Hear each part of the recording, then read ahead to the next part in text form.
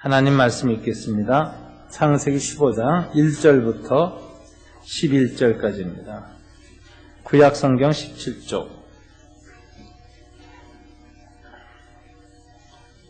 제가 먼저 읽습니다. 이후에 여호와의 말씀이 환상 중에 아브라함에게 임하여 이르시되 아브라함아 두려워하지 말라. 나는 네 방패여 너의 지극히 큰 상급이니라.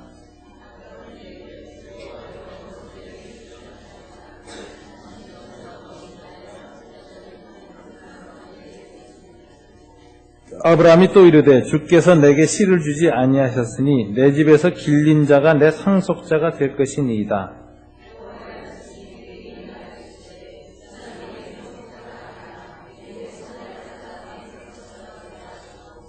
그를 이끌고 밖으로 나가 이르시되 하늘을 우러러 무뼈를 쓸 수 있나 보라. 또 그에게 이르시되 네 자손이 이와 같으리라.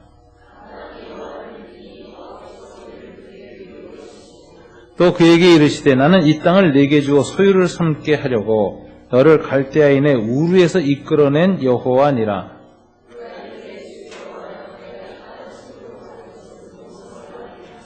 여호와께서 그에게 이르시되 나를 위하여 3년 된 암소와 3년 된 암염소와 3년 된 순양과 산비둘기와 집비둘기 새끼를 가져올지니라.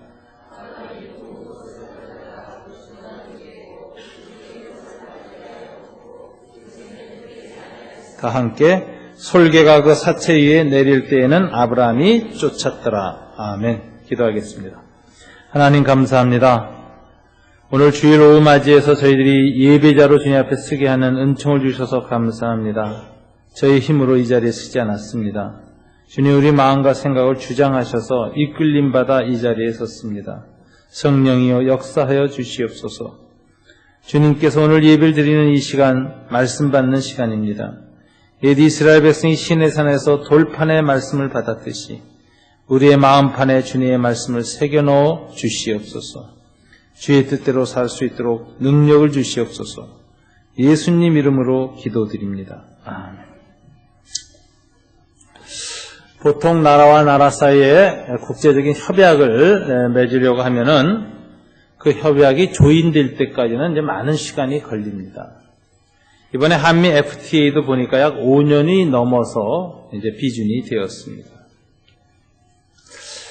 아브라함과 하나님의 약속도 오늘 성경을 보니까 하나님이 아브라함에게 구두로 약속하시고 실제 조인식을 행하신 것은 10년이 걸렸습니다. 창세기 12장 아브라함이 가나안 땅에 들어온 지부터 10년이 지난 오늘 본문 15장에서 비로소 하나님은 짐승을 쪼개서 벌려놓으라고 하시며 조인의식, 언약의식을 행하십니다. 대강 BC 2081년 가나안 땅에 들어온 지 아브라함이 10년이 됐습니다. 오늘 이 하나님 나라의 언약의 공식적인 조인식이 진행된 오늘 본문에서 보면 이 조인식은 어떤 배경에서 행하여졌는가 하는 것을 우리가 먼저 생각해야 되겠습니다. 15장 1절에 이 배경에 대한 하나님의 마음이 보입니다. 다 같이 읽어볼까요? 이후에 여호와의 말씀이 환상 중에 아브라함에게 임하여 이르시되 아브라함아 두려워하지 말라. 나는 네 방패여 너희 지극히 큰 상급이니라. 여기 하나님이 아브라함에게 환상 중에 갑자기 나타나셔서 자신을 두 가지로 계시하셨습니다. 나는 너의 방패다. 상급이다. 이 하나님의 자기 계시는 그냥 갑작스럽게 얼두당토않게 나타난 게 아닙니다. 아브라함의 삶의 현장과 밀접한 관련을 갖고 자기를 계시하시는 겁니다. 그래서 방패와 상급이라는 단어는 아브라함의 삶과 깊은 연관성이 있는 단어입니다. 그럼 방패는 그 앞에 14장에 무슨 사건과 연관이 있는 하나님의 계시일까요? 전쟁과 연관되어 있었겠죠? 그래서 그돌라오멜의 연합군을 아브라함이 318명을 거느리고 쫓아가서 괴멸시킨 그 전쟁과 연관해서 하나님이 나는 너의 방패다라고 말씀하셨어요. 두 번째는 너의 상급이다라고 하셨는데 뭐하고 연관되어 있는 사건일까요? 승리하고 돌아왔을 때 소돔의 왕이 아브라함에게 큰 재물을 줬습니다. 근데 아브라함이 거절했지요. 나로 하여금 네가 나를 부자로 만들었다는 소리를 들을까 한다. 그래서 네 손에서부터 내가 실 한 가닥, 신발끈 하나도 받지 않겠다. 깨끗이 거절합니다. 하나님 그걸 보시고 됐다. 너는 세상의 보화를 거절했다. 내가 너에게 친히 상급이 되주겠다. 그래서 아브라함의 그 삶의 고백을 염두에 보시고 하나님께서 자기를 맞추어서 계시하시는 겁니다.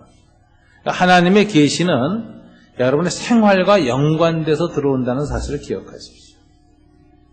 여러분의 생활 속에서 하나님에 대한 어떤 신앙 고백이 삶으로 없으면 하나님도 그거와 맞춰서 계시하지 않습니다. 하나님은 그렇게 여러분의 생활 가운데에 삶으로 드리는 고백을 귀히 여기시는 하나님이시다 하는 걸 우리가 알아야 되겠습니다. 14장을 보면 아브라함의 믿음이 하나님의 생각할 때 60점 합격선에 지금 넘어선 걸 볼 수 있습니다. 자, 이 아브라함이 오늘 이 하나님 앞에서 이걸 넘어섰고 오늘 또 하나님이 6절에 보니까 아브라함이 여호와를 믿으니 여호와께서 이를 그의 의로 여기셨다는 기절이 나와요. 아브라함의 믿음이 하나님 앞에 의롭다 여기심을 받았다 이렇게 나와요. 합격됐다는 뜻이죠.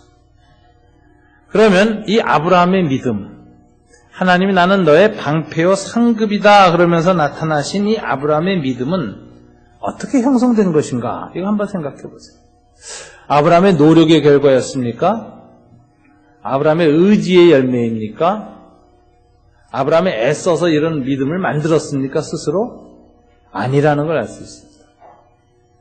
아브라함이 오늘 하나님 앞에 나는 너의 방패요 상급이다라는 소리를 들을 만큼 하나님 마음 앞에 들리게 되는 그 믿음의 성숙은 철저하게 아브라함의 노력이 아니었고 하나님의 노력이었습니다. 하나님의 은혜였습니다.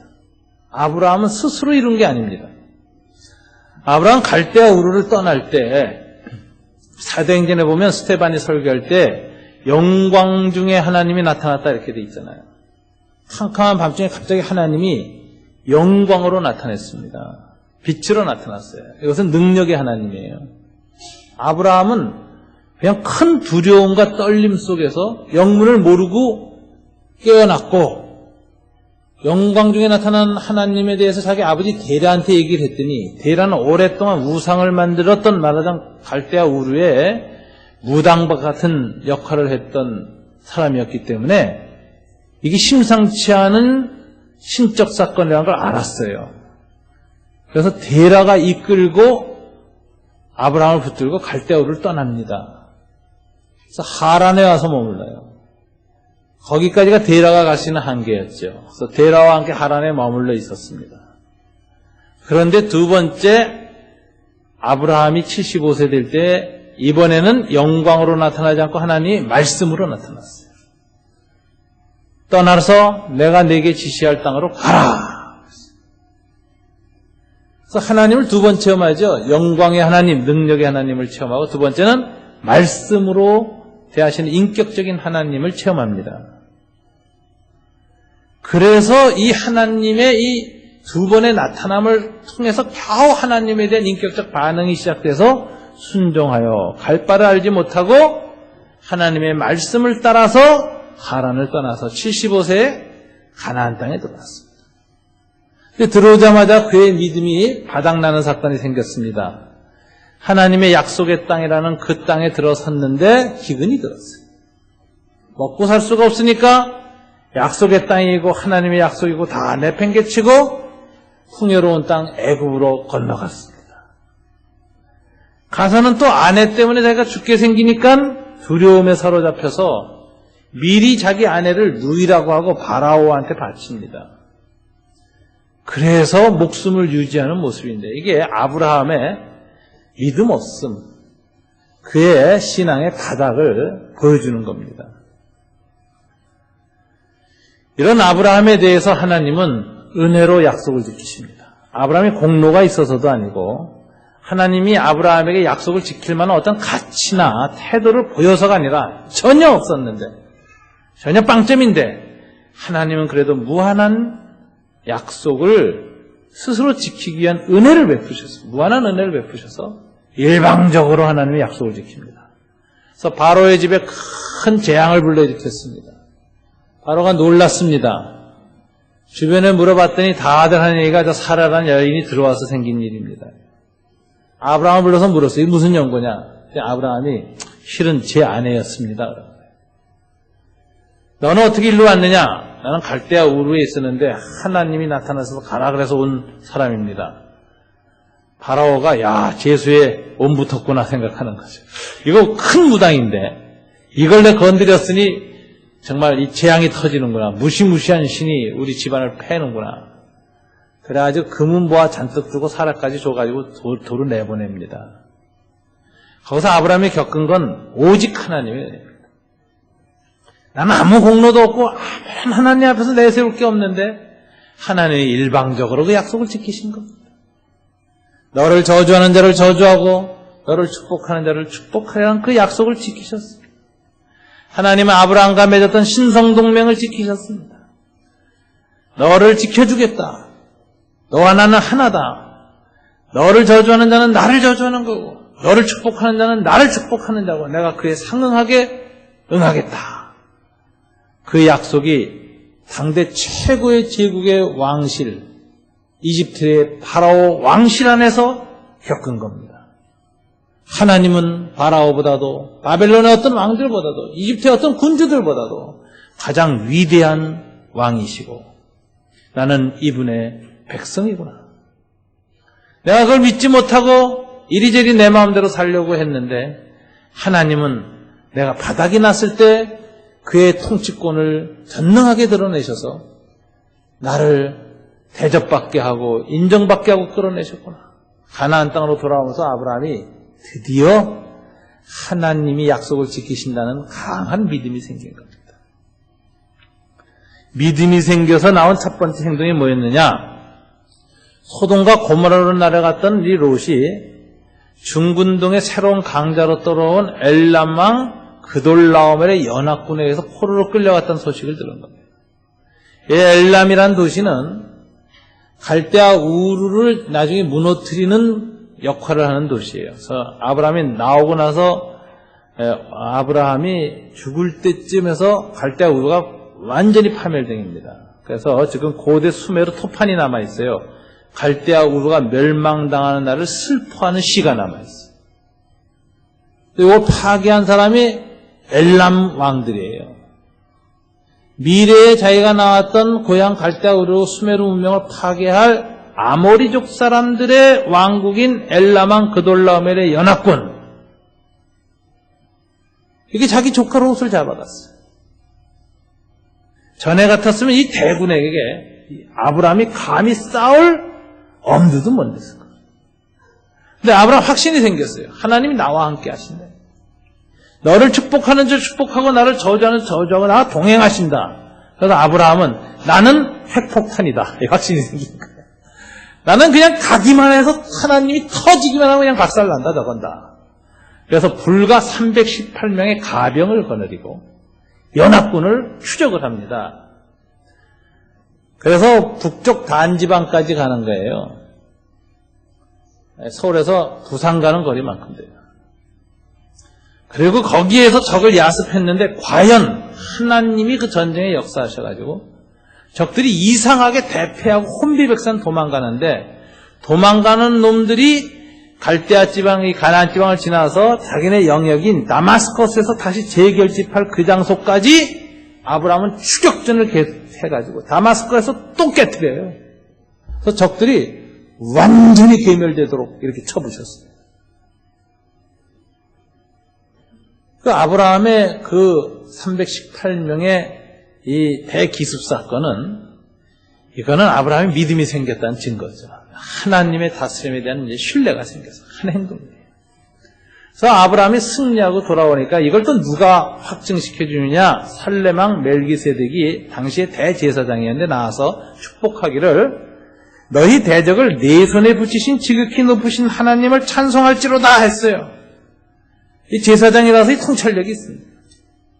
그래서 너의 대적을 네 손에 붙이신이란 단어는 전형적인 구약 성경에서 자주 나오는 여호와 전쟁 문구라는 관용어인데, 하나님이 하나님의 백성과 함께 전쟁터에 갔을 때 꼭 선포되는 메시지예요. 여호수아나 모세나 모든 전쟁 선지자 사무엘 이런 사람들이 이스라엘 전쟁 나갈 때 하나님께 성령의 감동을 받아서 하나님의 예언적 말씀이 선포되어지는데 뭐라고 하냐면 너희 대적을 오늘날 너희 손에 붙이셨느니라 이렇게 선포하면 이스라엘 백성이 아멘 하고 믿음으로 나가면 승리해요. 근데 야훼 전쟁의 이 전형적인 문구를 멜기세덱이 딱 선포하는 거예요. 이게 무슨 메시지냐? 네가 이 그돌라오멜의 연합군을 깨트린 것은 전적으로 하나님이 너와 동행하시고 하나님이 친히 전사가 돼서 싸우셨기 때문에 일어난 승리다. 그러니 하나님을 찬송하라 하니까 아브라함이 어떻게 했습니까? 아멘 하고 탁 그걸 받아들이고 무릎 꿇고 하나님께 11조를 드렸는데, 이 당시 11조가 율법의 결과로 나온 것도 아니고 뭐라 그랬죠? 중근동의 국세 납부 방식이라 그랬죠. 통치권 인정행위. 나는 여호와 하나님이 나를 다스리시는 왕이십니다라는 고백행위로 11조를 딱 드렸어요. 여기서 아브라함은 삶을 통해서 하나님의 통치 주권을 인정하는 거예요. 전쟁터에서 전쟁을 함으로써 고백했고, 돌아와서 멜기세덱 앞에 종교의식으로 11조를 드리면서 인증했어요. 이제 하나님의 통치에 대한 믿음을 제대로 고백한 거예요. 그리고 이런 아브라함의 모습 앞에 소돔 고모라 왕이 너무 감동받아가지고 그 노략질 당했다가 다시 갖고 돌아온 그 재물을 다 아브라함한테 주겠다고 하는데 아브라함이 거절해요. 나는 소돔에 속한 이 재물로 부자가 됐다는 소리 듣지 않겠다. 그래서 실 한 가닥, 신발끈 하나도 안 받겠다 하니까 소돔 왕이나 주변 사람이 다 놀래서 참 기이한 사람이다. 그러고 떠났어요. 근데 이게 하나님 눈에 들은 겁니다. 여러분, 하나님 앞에 일생 신앙생활 할 때 한 번은 하나님이 하고 다시 볼 정도로 한 번 하나님 앞에 하나님을 감동시킬 줄 알아야 돼요. 오늘 하나님이 감동을 받으셨어요. 아브라함 이 모습에, 야, 저 아브라함 봐라, 대단하네. 그래서 그날 밤에 환상 중에 나타나서 아브라함, 나는 너의 방패요, 너의 상급이 돼주겠다. 감동받으셔서 막 흥분하셔서 아브라함 꿈에 나타나시는 거예요, 지금 환상 중에. 여러분, 우리가 신앙생활 할 때 한 번은 하나님께 좀 감동을 드려보십시오. 하나님을 감동시킬 만큼 한번 아름다운 헌신 한번 해보십시오. 이 세상에 인간이 70억입니다, 지구상에. 70억 인간 중에서 하나님이 가끔, 쟤 봐라 하고 시선을 고정시킬 만한 신앙의 헌신 한번 해보세요. 얼마나 큰 은총이죠. 여러분, 우리가 자식을 키울 때 자식이 가끔 철이 든 것처럼 행동하면서 부모를 감동시킬 때가 있어요.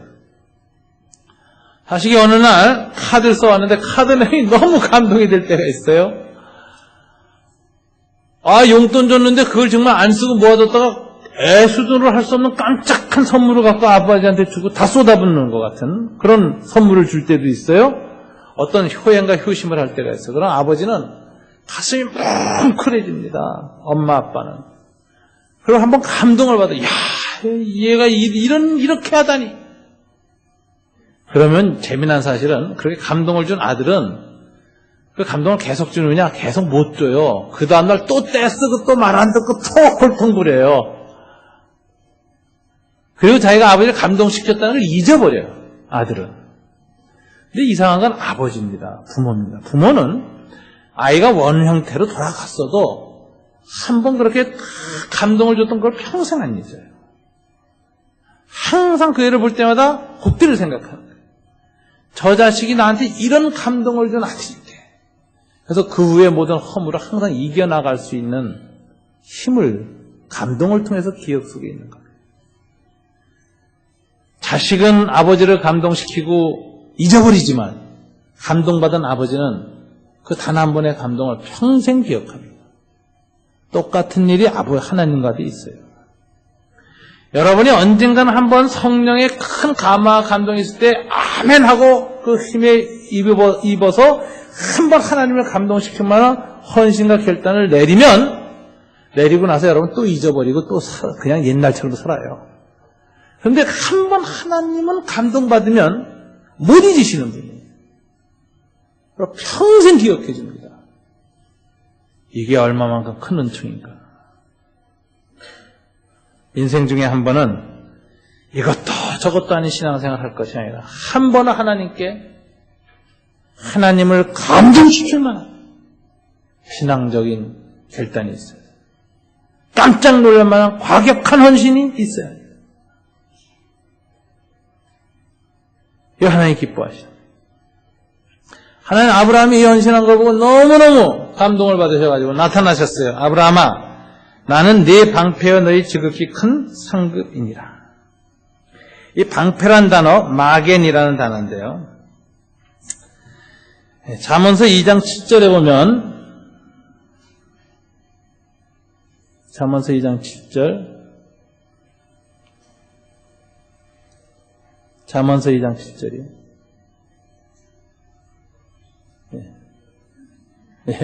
다 같이 읽습니다. 그는 정직한 자를 위하여 완전한 지혜를 예비하시며 행실이 온전한 자에게 방패가 되시나니. 하나님은 한 사람의 신앙을 계속 양육시켜가지고 훈련시켜서 어느 순간에 정직한 자의 반열에 쓰고 행실이 온전한 자리에 딱 들었을 때부터 나는 너의 방패가 되겠다고 하시는 분이에요. 또 시편 89편 18절 보시면 다 같이 읽어볼까요? 우리의 방패는 여호와께 속하였고 우리의 왕은 이스라엘의 거룩한 이에게 속하였기 때문이니이다. 방패는 누구에게 속했어요? 여호와께 속하였다. 여호와의 방패가 임해야 돼요. 내 방패 가지고 아무리 인생 전쟁에서 이리저리 맞고 흔들어봐야 못 막습니다. 하나님 방패는 여호와께 속했다. 여호와의 방패가 있어요. 그럼 마겐이란 이 방패라는 단어가 의미가 뭐냐? 이거 좀 생각을 해봐야 되는데요. 고대 이 전쟁이 군주제가 나오고 제국이 건설되어지면 왕과 일부 아주 전사로서만 헌신된 전투병에 속한 사람들만 말이 있습니다. 기마병이 생겨요. 그래서 고대 전투는 기마전이 아니었어요. 소수만 말을 타고 있었고 대부분은 보병대 민병대입니다. 그래서 싸우는데 이 무기가 뭐냐면 방패와 칼과 창이에요. 그런데 여러분 고대 전투에서 무기 중에 칼, 창, 방패 중에 어떤 무기가 가장 중요한지 아십니까? BC 8세기, 즉 BC 8세기에 그리스의 스파르타 도시에서 왕이었던 데메트리스라는 사람이 있는데 이 사람이 이런 말을 했어요. 전투 중에 군인이 칼이나 창을 버린 자는 용서할 수 있다. 그러나 방패를 버린 자는 용서할 수 없다. 이렇게 말했어요. 옛 보병 전투에서 가장 중요한 무기가 방패입니다. 왜 그런지 아세요? 칼과 창은 자기를 보호하고 1대1 싸움하는데 사용되어지는 무기이지만 방패는 진열, 전열을 정비하고 전투 공동체를 함께 보호하는 그런 무기입니다. 고대 전투에서 방패를 가지고 다 같이 일제히 화살이 날라오면 하늘을 향해서 맞고 적이 오면 앞을 향해서 막으면서 전열을 구축하고 공동체를 보호하기 때문에 칼과 창을 떨어뜨려도 살 수 있어요. 그러나 방패를 포기하면 구멍이 뚫리고 전투 공동체가 와해됩니다. 그래서 가장 중요하게 여기는 무기가 이 마겐이에요. 방패예요. 방패란 건 무슨 뜻이냐? 공동체를 보호한다는 뜻이. 여호와께서 나는 너의 방패가 되겠다라는 건 뭐예요? 너만 보호하지 않고 내 가족, 내가 속한 공동체를 내가 지키겠다. 하나님이 나의 방패가 되신다는 게 얼마나 큰 축복인지 몰라요. 하나님이 여러분의 헌신을 보시고 한 번은 신앙 고백을 보시고 감동을 받으셔서 아브라함, 이제부터는 내가 너의 방패가 되어서 내게 속한 공동체는 내가 다 지키겠다. 네 자식, 네 손자까지 내가 다 지키겠다. 네가 속한 사업, 네가 하고 있는 회사, 네가 하고 있는 그 모든 것 내가 지키겠다. 이건 위대한 선언이에요. 이 은총을 받으면 두려움이 없어요. 그래서 하나님 오늘 본문에서 뭐라고 했어요? 두려워 말라. 나는 내 방패야. 인생에 두려움이 없어집니다. 미래에 대한 염려와 근심이 사라집니다. 하나님이 나와 내 공동체를 지키는 방패가 되시다. 하나님의 약속. 하나님을 향한 온전한 헌신을 할 때 하나님은 감동받으시면 이런 약속을 해주세요. 두 번째 상급이라고 그러셨는데요. 보수, 상금 뭐 이런 단어로 해석되는 단어인데 중요한 건 지극히 큰이라는 형용사예요. 너의 지극히 큰 상급이니라. 이 지극히 큰이라는 단어는 하나님을 향해서만 쓰는 형용사입니다. 그러니까 지극히 크신 여호와예요. 그런데 하나님이 내가 지극히 큰 내가 너의 상급이 되어서 지극히 큰 상급으로 내게 임하겠다고 하면 그때부터 여호와 하나님께 쓰여진 이 형용사가 여러분의 삶을 형용하는 형용사가 됩니다. 지극히 큰 은혜를 받은 자, 지극히 큰 축복을 받은 자, 지극히 큰 상급을 받은 자, 이게 큰 은총이죠. 하나님의 형용사가 내 삶의 형용사가 된다는 건 놀라운 은총입니다. 이 약속이 이루어진 사람은 굉장히 축복이 있습니다. 이 체험을 한번 하면은 인생에 두려움이 없어요. 뭘 하든 어디 가든 하나님은 나의 방패가 되시고 상급이 되시는 확신 때문에 평강에서 평강하게 길을 갈 수 있어요. 이 축복을 여러분이 한번 꼭 누리시길 바랍니다. 제가 1992년에 그 당시 구로동에서 교회를 개척하고 있을 때고 신년송교회를 만들고 있을 때입니다. 그때 제가 이제 금식하고 기도를 하고 난 끝이라서 하나님 그 당시 저한테 이 능력의 하나님을 체험하고 훈련시키실 때였어요. 그래서 그때 참 이상하게 기도를 하면 귀신이 그냥 뚝뚝 나가고 그때 병자가 막 나더라고요. 그래서 제가 그때 흥분했어요. 야, 드디어 하나님이 능력을 부으시는구나. 능력 목회가 시작되는구나.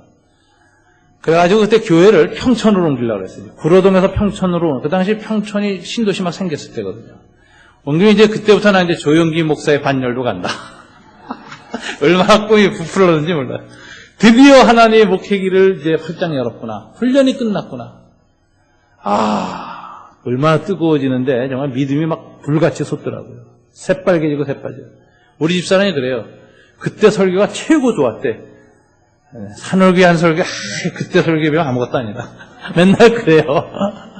그런데 하여튼 뭐 좋았는지 어떤지 모르지만 굉장히 뜨거웠어요. 그래서 이제는 이제 목회가 이제 되나보다라고 하는데 어느 날 뜬금없이 홍정길 목사님이 저를 만나자 그래요. 그래서 가서 만났어요. 그랬더니 이러세요. 한국교회가 진보 보수 세력이 연합해서 대북 통일운동을 시작해서 남북 나눔운동이라는 걸 창설했고 대북 인도 지역 지원 운동을 하려고 하는데 홍정길 목사님 자기 자신이 갑자기 사무총장으로 징용을 당했다. 요 표현을 써요. 징용을 당했다. 그래서 내가 어쩔 수 없이 순종을 하는데 나를 위해서 이래서 실무자가 필요한데 주변에 이만열 장로나 손봉호 장로나 다른 사람들이 다 이문식 목사를 데려다 쓰라고 추천을 했으니 나도 당신을 징용한다 하시더라고. 그런데 제가 목사님 제가 기도하고 오겠습니다. 그러고 이제 돌아왔어요. 그래서 기도를 딱 하는데 3일 만에 응답이 와요. 하나님이. 근데 그때 그 응답을 받고 순종하고 결심을 했지만 참 풀리지 않는 게 있었어요. 하나님, 제가 그때 나이 딱 40이 들었었는데 홍정길 목사님 만나서 제가 그랬습니다. 제가 나라를 위해서도 군대에 3년을 가지 않습니까? 한국교회가 통일운동을 시작하는데 제가 3년을 헌신하겠습니다. 그리고 저는 목회자이기 때문에 목회로 돌아가겠습니다. 이랬어요. 그래서 목회할 수 있는 훈련을 계속 해야 되기 때문에 홍정길 목사님이 남서울교회 협동목사로서 청년부를 맡아서 목회를 계속 연습하고 감을 잊지 않도록 배려를 해주셨어요. 근데 그때 돌아와서 금식을 더 여전히 계속하면서 기도하는 제목 중에 하나가 묘한 거예요. 풀리지 않는 게. 지금 참 막 목회가 이제 들고 막 불이 붙어서 되는데 왜 하나님 목회를 안 시키고 저 차가운 운동권 항복한 종로 5가로 보내느냐. 맨날 데모하는데. 이게 의문이더라고요, 정말. 얼음굴로 들어가는 느낌이에요, 얼음굴로. 근데 제가 그 기도하면서 참 교회를 개척하면 40에서 43세에 40에 개척하면 굉장히 좋습니다. 아주 황금기라 그러거든요. 개척하기 가장 좋은 황금 생선의 가운데 토막 같은 해를 목회를 못하고 하는데 하던 끝에 해야 되지 한 번 쉬었다면 이게 다시 시작하는데 5년이 걸릴지 10년이 걸릴지 몰라요. 제가 7년 만에 다시 개척했어요. 사실은 산울교회 그래서 다시 97년에 개척하게 되는데 90년에 딱 남북 나눔운동에 3년 헌신한다고 놓고 이제 들어가는데 하나님께서 저한테 제가 의문이 생겨서 목회를 어떻게 하나님 해야 됩니까? 하고 이제 하는데 하나님 그때 말씀을 주셨어요, 저한테.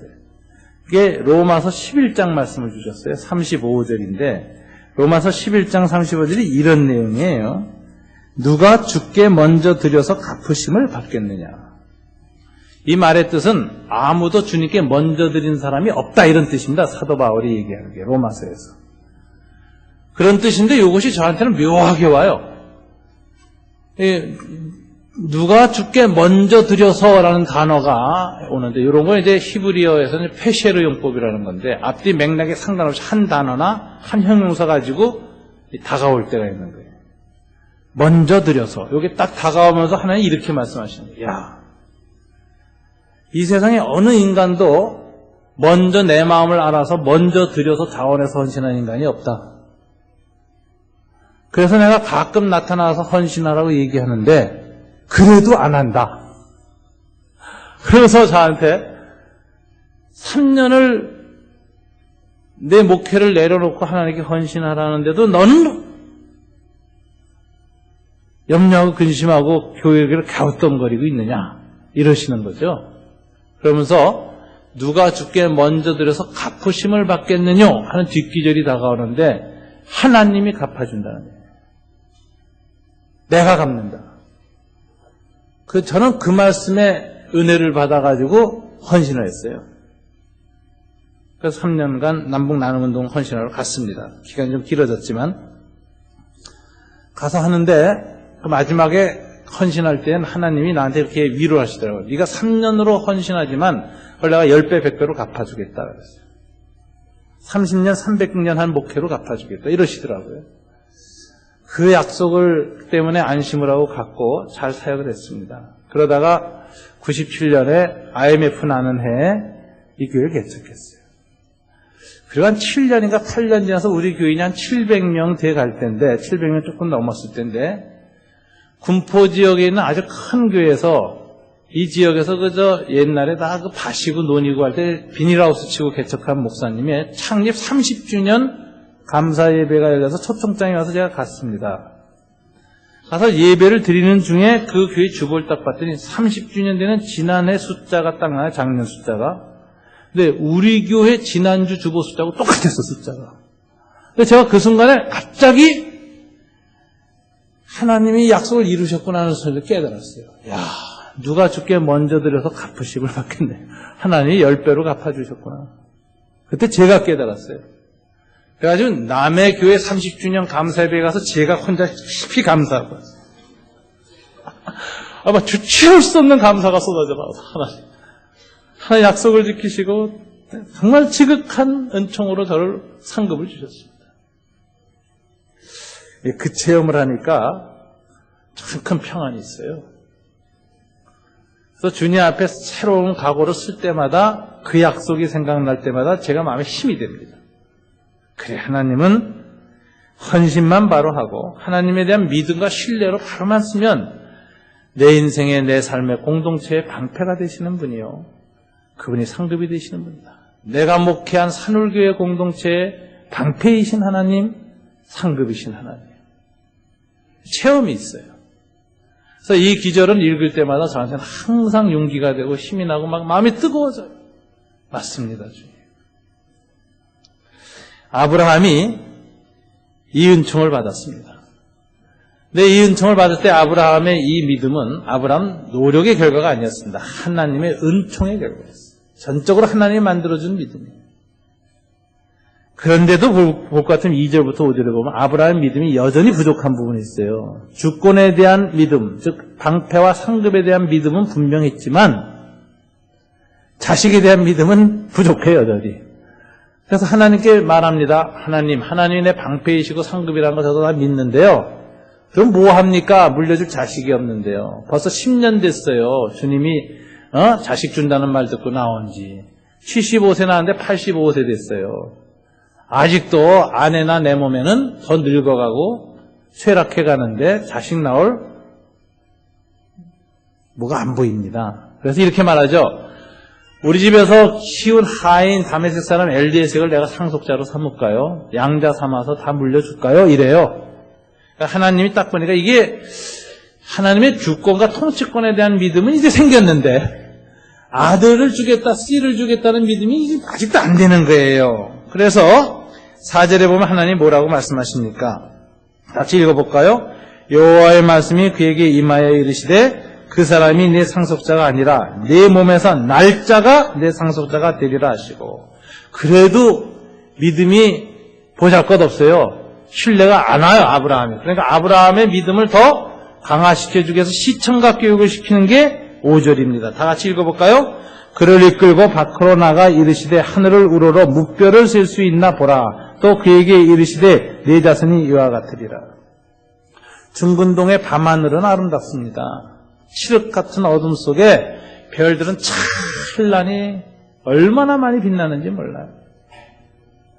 저도 안식년기 같은 경우에 아라비아 광야에서 하늘의 별을 봤는데 별이 얼마나 보석처럼 아름답고 가까이 뚝 떨어져 있는지 참 아름답습니다.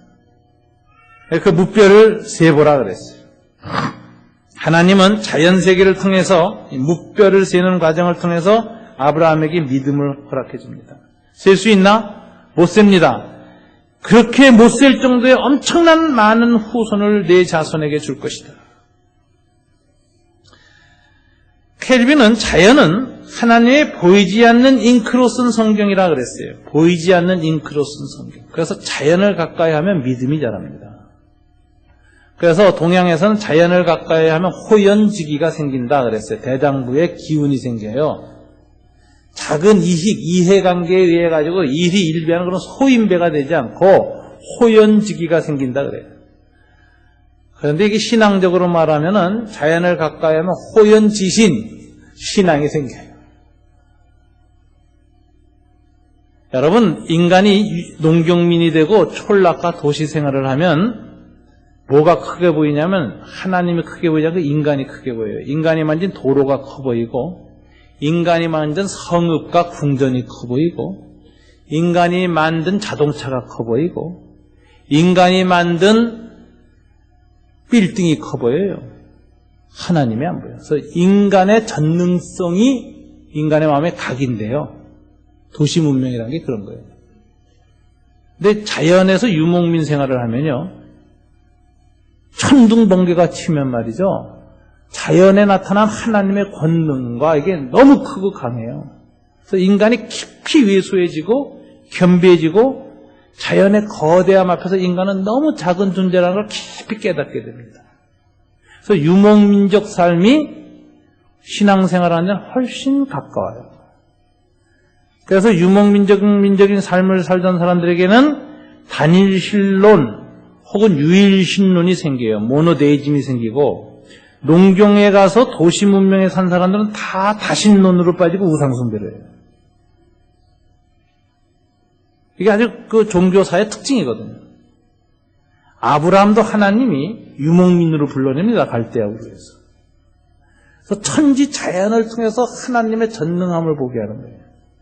그래서 시편 기자들은 하나님의 약속을 기억할 때마다 약속하신 분은 하늘과 땅을 지으신 분이라고 창조자 하나님을 노래하면서 창조 질서를 만드신 그 권능과 그 신실하심이 내게 준 약속에도 나타날 것이라는 강한 믿음이 생겨서 자연을 볼 때마다 믿음이 자라는 거예요. 오늘 아브라함이 그랬어요. 아브라함 이 밤에 처음으로 별을 해는 밤을 맞이했습니다. 하늘의 별을 세면서 하나님의 약속에 대한 믿음이 생겼어요. 아브라함은 이후로 여행할 때마다 믿음이 약해질 때마다 밤에 나가서 하늘의 별만 바라보면 마음이 뜨거워지는 거예요. 하나님이 묵별을 셀 수 있나 물으셨지. 하나님의 약속은 저 별을 보면 생생해져. 별을 보면 뜨거워지고 분명해져. 그래서 아브라함의 신앙이 자라는데 아브라함에게 별을 보여주면서 내 자손이 이와 같으리라 했더니 결과가 뭡니까? 6절. 아브라함이 어떻게 반응했어요? 다 같이 읽어볼까요? 아브라함이 여호와를 믿으니 여호와께서 이를 그의 의로 여기시고. 의로 여기셨다. 여겼다는 단어는 실제로 아브라함이 의롭든 안 의롭든 상관없이 의롭다고 간주하신다. 법률적으로 칭하신다. 법률적으로 선언하신다는 게 무죄선언이에요. 그런데 이 무죄선언은 어디서 나느냐? 믿음 때문에 온 거예요. 믿음 때문에. 왜 하나님은 믿을 때에 무죄선언을 하시는가? 여기 말하자면 하나님께서 여기셨다는 단어는 전가했다는 단어하고 똑같은 단어인데 전가, 트랜스퍼, 옮겨졌다라는 뜻이에요. 아브라함이 여호와를 믿으니 하나님께서 이를 그의 의로 전가하셨다. 의로 옷 입히셨다. 의로 덧입히셨다. 이런 뜻이에요. 근데 이게 전가라는 단어는 이런 뜻입니다. 아담이 에덴 동산에서 죄가 없는 상태에서 하나님께 범죄해요. 근데 아담은 그 혼자가 아니라 공동체의 대표입니다. 여러분 계약서에 계약할 때 우리 교회에서도 뭐 사거나 할 때 제가 임대 계약할 때 산울교회 담임 목사 이문식하고 사인하면 계약이 발효되는데 그때 제가 개인으로 한 게 아니라 우리 산울교회 공동체 대표 머리로 한 거예요. 똑같이 아담은 인류의 머리였어. 그래서 아담이 범죄하고 하나님의 계약을 파괴해서 죽음이 들어오니까 모든 인류가 죽은 거예요. 모든 인류가 죄인이 됐고 모든 인류가 죽었어요. 그래서 첫 아담의 범죄로 인하여 죄와 죽음이 온 인류에게 온 거예요. 대표기 때문에, 머리기 때문에. 이게 없어지려면 또 다른 대표가 있어야 돼요. 아담과 같은 대표. 근데 아담과 같은 대표가 되려면 아담 첫사람 아담처럼 죄가 없어야 돼. 근데 아담 이후에 태어난 모든 인류는 그 죄와 사망 가운데 태어났기 때문에 둘째 아담이 될 수 없어. 그래서 둘째 아담은 죄 없이 와야 돼. 그래서 성령으로 잉태해야 돼요. 그래서 예수님이 사람의 혈통을 따르지 않고 기적으로 하나님의 성령의 능력으로 인간의 죄성과 단절된 채로 거룩한 죄 없는 아기로 이 땅에 태어나시는 거예요. 그래서 아담을 예수 그리스도를 둘째 아담이라고 그래요. 둘째 아담이 인류의 죄를 대신 지고 죽으심으로 우리에게 있던 첫째 아담 때 내려왔던 죄와 사망이 우리에게서 정각, 또 트랜스퍼돼요. 없어져요. 예수님이 대신 지고 죽으셨어. 예수님께로 옮겨갔어. 그래서 예수님의 의가 이제 우리에게 또다시 트랜스퍼 돌아오는 거예요. 죄와 사망은 둘째 아담이신 예수에게로 가고 예수 그리스도 둘째 아담의 의는 우리에게로 오고 이게 트랜스퍼예요. 이게 의로 여기신다는 말이에요. 예수 그리스도에 대한 믿음으로 말미암아 하나님이 그를 의로 여기시고 죄를 전가하신다. 이 원리가 복음의 원리입니다. 아브라함이 하늘의 별처럼 바라본 그 씨 가운데 한 씨가 와요. 더 시드. 그 후손 대표 단수예요. 이스라엘 모든 몇백만 명에 이른 그 모든 총수를 대표하는 한 사람이 있어요. 한 머리 된 사람이 있어요. 둘째 아담 예수 그리스도죠. 아브라함의 후손으로 오시는 이죠. 아브라함과 다윗의 자손 예수 그리스도의 계보라. 그분이 오세요. 아브라함 그 하나님의 약속을 하늘의 별을 보면서 믿는 순간에 예수 그리스도로 말미암을 그 의가 아브라함에게 임하여서 아브라함이 의롭다 여기심을 받아버린 거예요. 아브라함은 오실 그 씨, 그 후손, 그 아담을, 그 그리스도를 믿음으로 아멘 하고 믿으니 하나님이 이것을 그의 의로 여기셨다. 그래서 칭의 의롭다 하시면 얻는 거다. 로마서 4장 3절 다 같이 한번 읽어볼까요? 다시 읽어볼까요? 성경이 무엇을 말하느냐? 아브라함이 하나님을 믿음에 그것이 그에게 의로 여기진 바 되었느니라. 죄가 들어온 방식은 믿음이 없어서 아브라함이 믿음이 없어서 불신앙 때문에 죄와 사망이 들어왔으면 똑같은 방식으로 죄가 사라지는 겁니다. 예수 그리스도의 믿음으로 말미암아 죄가 사라졌어. 그래서 성경은 아브라함도 믿음으로 의로 여기신 바 되었다고 하는 거예요. 4장 8절 보세요. 로마서 4장 8절. 다시 한번 읽어볼까요? 주께서 그 죄를 인정하지 아니하실 사람은 복이 있도다 한것 같으니라. 인정하지 아니하신다라는 것이 뭐냐면 돌리신다, 정죄당하지 아니하신다, 트랜스퍼, 정가하신다는 뜻이에요. 주께서 그 죄를 정가하시는 사람은 복이 있도다. 예수 그리스도에게 정가하고 그 사람의 죄를 인정하지 않아. 너는 죄인이 아니야. 죄를 지었지만 이제부터 너는 내 죄를 내가 인정하지 않아. 재판장이 인정하지 않는 죄는 무죄입니다. 그래서 이런 사람은 복이 있다 이거예요. 그럼 어떤 사람이 이런 복을 받느냐? 로마서 3장 21절부터 31절에 나와요. 같이 읽겠습니다. 이제는 율법 외에 하나님의 한 의가 나타났으니 율법과 선지자들에게 증거를 받은 것이라. 그 하나님은 뭘까요? 곧 예수 그리스도를 믿음으로 말미암아 모든 믿는 자에게 미치는 하나님의 의니, 믿음으로 말미암는 하나님의 의니, 차별이 없느니라. 모든 사람이 죄를 범하였음에 하나님의 영광에 이르지 못하더니 그리스도 예수 안에 있는 속량으로 말미암아 하나님의 은혜로 값없이 의롭다 하심을 얻은 자 되었느니라. 이 예수를 하나님이 그의 피로써 믿음으로 말미암아 화목제물로 세우셨으니 이는 하나님이 길이 참으시는 중에 전에 지은 죄를 간과하심으로 트랜스퍼 넘겨버리심으로 자기의 의로우심을 나타내려 하심이니 다 같이 곧 이때 자기의 의로우심을 나타내사 자기도 의로우시며 또한 예수 믿는 자를 의롭다 하심이라. 그런즉 자랑할 데가 어디 있느냐? 있을 수가 없느니라. 무슨 법으로냐? 행위로냐? 아니라 오직 믿음의 법으로니라. 그러므로 사람이 의롭다 하심을 얻는 것은 율법의 행위에 있지 않고 믿음으로 되는 줄 우리가 인정하노라. 이게 성경의 복음의 대사상입니다. 이 성경의 복음의 대사상에 의해서 처음